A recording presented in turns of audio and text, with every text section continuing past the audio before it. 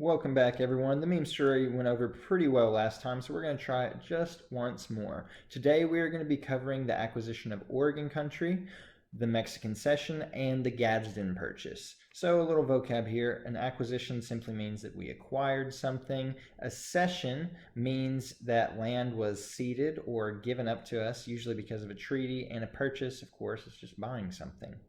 So let's rock. Oregon country is that area in the northwestern part of our nation where states like Washington and Oregon are now. The problem is that both the United States and Great Britain both had occupied this region and had claims on it. However, in 1844, President James Polk promised to take care of this.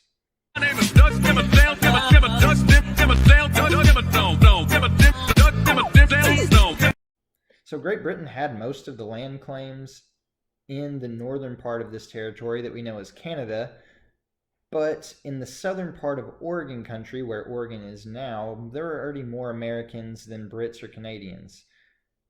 Great Britain mostly had that land to trap beavers, and by this time in 1846, there really weren't that many beavers left there. And since neither of us really wanted to fight a war, we had to compromise.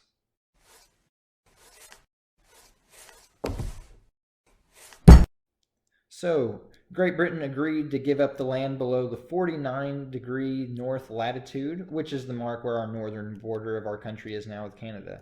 And as usual with manifest destiny and westward expansion, the lives of Native Americans living in those lands got much, much worse. There were several wars between us and the Native Americans, but by the end of it all, most of the natives were either defeated or forced into reservations. So much for those friends that Lewis and Clark made, but maybe you're starting to recognize a pattern about American settlement here. Man, I love friendship. Almost as much as I love myself. Up next, we have the Mexican Cession, where Mexico actually ended up giving us almost all the remaining claims that they had in the current American Southwest. And this came about because of what we now call the Mexican-American War, which happened for three main reasons. One, because Mexico was still upset about Texas. And two, they actually disagreed with where the boundary of Texas and Mexico was and should be. And then finally, because they knew America was hungry for land and likely to come and kick them out anyways. So it all started when President Polk sent a small army led by future President Zachary Taylor to protect the Rio Grande River. That's where we thought the boundary of Texas should be, but not where Mexico thought. So a group of Mexican soldiers tried to defend the area thinking it belonged to them. Because of this, General Taylor wrote to the president that American blood had been spilled, officially giving Polk an excuse to go to war. Mexico may have hit us first, but we planned to retaliate hard and take some more land while we did it. Oh, Samantha, what? Oh my God! Some people in America supported the war, manifest destiny at its finest. But a lot of people didn't. They thought that we were just looking for any reason to go to war so that we could take as much land as possible.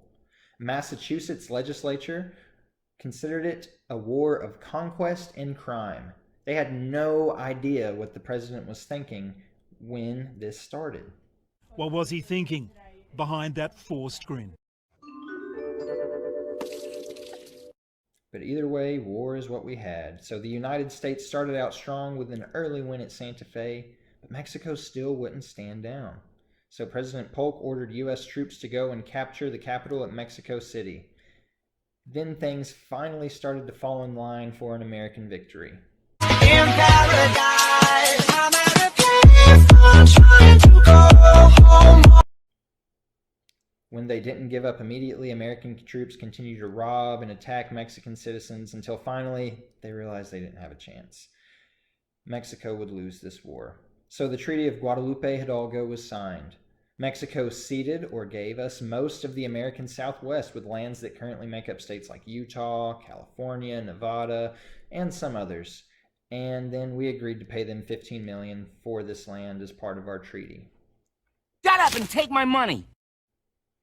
Settlers quickly moved onto this land, and as expected, non-white settlers like Native Americans and Mexicans were forced out or mostly offered some of the poorest jobs that you could possibly get. They were not liked. And at this point, the United States is starting to look a lot more like we know it today, geographically speaking. We're only missing parts of the country like Alaska and Hawaii, as well as a small little chunk of land on the Mexican border with the United States. This is when the Gadsden Purchase comes in. That's because that little piece of land actually contained a passage through the mountains, and we needed that to build a railroad.